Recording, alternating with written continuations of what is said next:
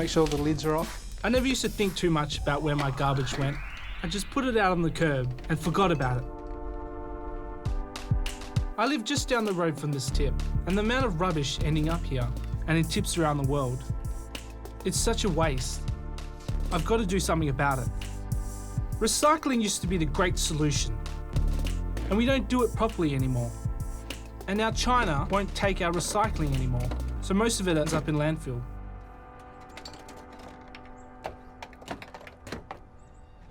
Landfills everywhere are exploding and taking up more space. How long before they take over our backyards? There's really only one way. I have to find a way to reduce my waste.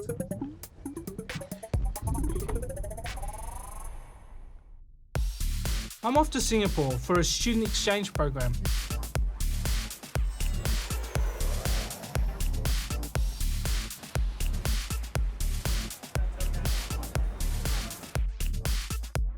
Singapore is such a tiny island. I wondered how they are handling their waste. So I did some research and found out that Singapore has an active zero waste movement. Zero, that's intense. But I gotta do something, so I'm gonna check it out. First stop was the local markets. Can I get a Prince Burger and cheese fries? $8, please. Having here or take away? Take away.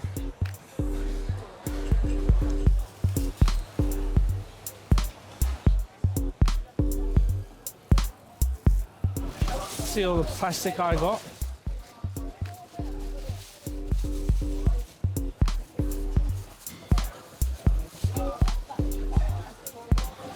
Little plastic on the drink as well. Well, at least this is wrapped in paper.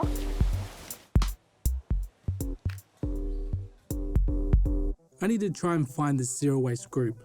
Do they even exist? Where will I even start? Zero Waste Singapore.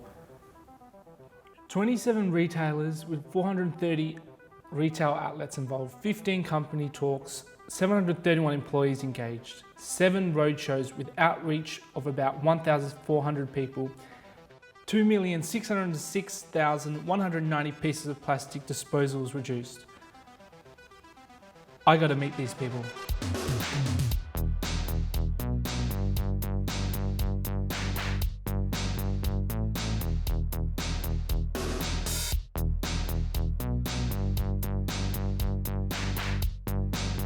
Chung Miao's idea of turning Singapore's many empty rooftops into gardens is very cool.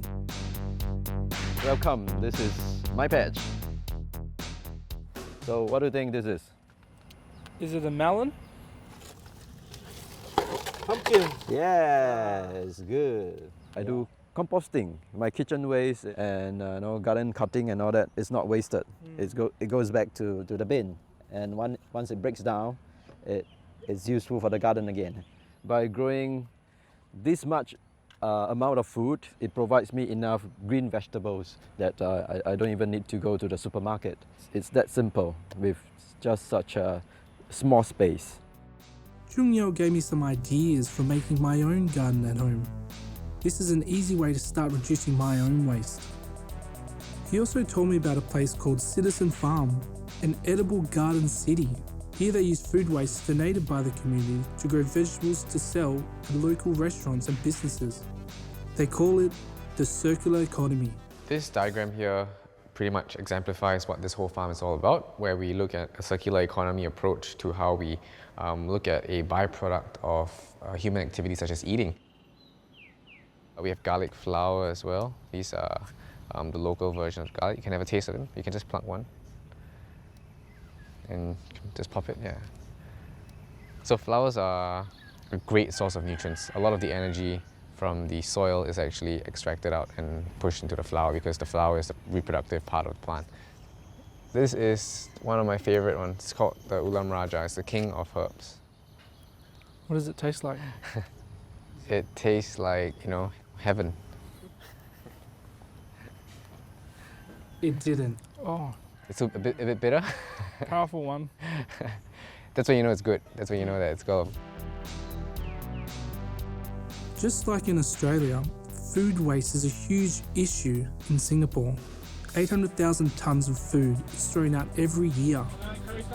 Daniel and his friends, who call themselves Freegans, rescue heaps of perfectly good food that would otherwise head to landfill and give it to people who need it. Today what we're doing is we're collecting food such as vegetables and fruits from wholesalers, importers and retailers. On average we do about 1.5 tons. Say we run this for a year, we'll save 78 tons of food. So if you see the colossal scale of food waste with your own eyes, you touch it with your own hands, you cook it, you eat it, and then you realize that why is there so much food waste? In the Freegan lifestyle, we actually start with 0 units because we don't buy anything, and we go to other people's waste that they create and reduce their waste. So our waste becomes negative waste.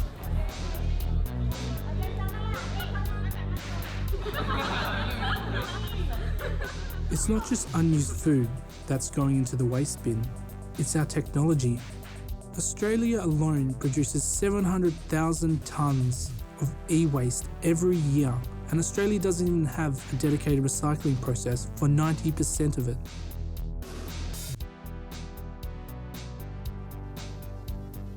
You can find this e-waste recycling bin and you can drop in any electronic waste, not just phones, but headphones and chargers. And so we'll collect it, we'll dismantle it and send it for recycling so it doesn't end up in the landfill.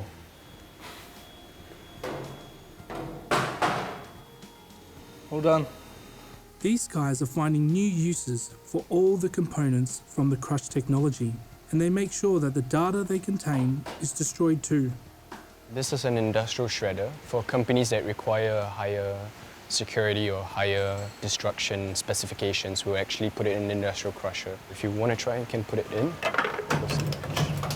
And right here you can see the video feed of the destruction process. This is what comes out of the machine. Can I touch it? No, it's best not. No? Okay, it's really shredded, isn't it? Yeah, it Like, is. there's no getting the data off that. I've seen a lot of great ideas here in Singapore, but I really need to know, how am I going to put these ideas into action when I get back home? So I was excited to meet up with Maria Tan, who has been living a zero-waste lifestyle for years. So I think initially when I started from a point of view that I love nature. And when I realized that how much waste we were generating, how much resources we were consuming from the world just to make our lives easier or more convenient, I sort of realized that I wasn't living by my values. I was enjoying nature, going on hikes, going on camping trips, but I wasn't doing anything to try and protect it.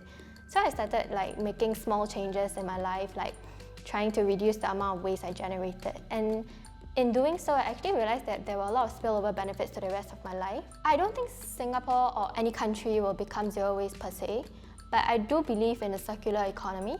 And I don't think we have to wait for people on top to move before big things can happen. I do think it's a grounds-up initiative. And when you put it across like that, it really makes sense for us to make changes in our own lifestyles so that we can keep this world as it is for our future generations. Listening to Maria has really inspired me, and she also had some very practical, easy suggestions that I can do right now. She told me about this cool new place, the Green Collective. It was started by a group of eco-friendly vendors to sell their zero-waste products in one place. So this is what we got from the Green Collective. Thermal bamboo shell tea flask. Fruit and veg bags, which are made out of curtains. Reduce, reuse, recycle. This Keep cup, coffee cup, which is pretty ironic, came in plastic. Just keeps coming back. We got one of these grocery bags. My favourite, metal straws. I feel more empowered to make better choices, and yeah, I'll give it a go when I get back to Perth. See how I go.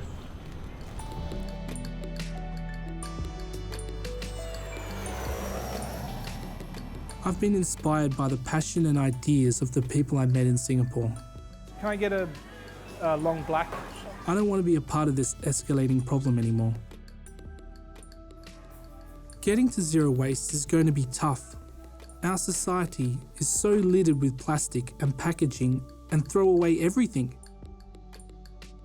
But I now know it's possible, and with my personal kit and some lifestyle adjustments, I can see that I can at least aim for zero waste. The transition between what I learnt in Singapore and coming back here it's really been quite seamless, and just meeting the people there has really impacted me and made me feel like, wanting to do something about the environment and about, reducing my own waste. And when you have that knowledge, it actually makes a difference. I'm always gonna be like this now. It's just small habits.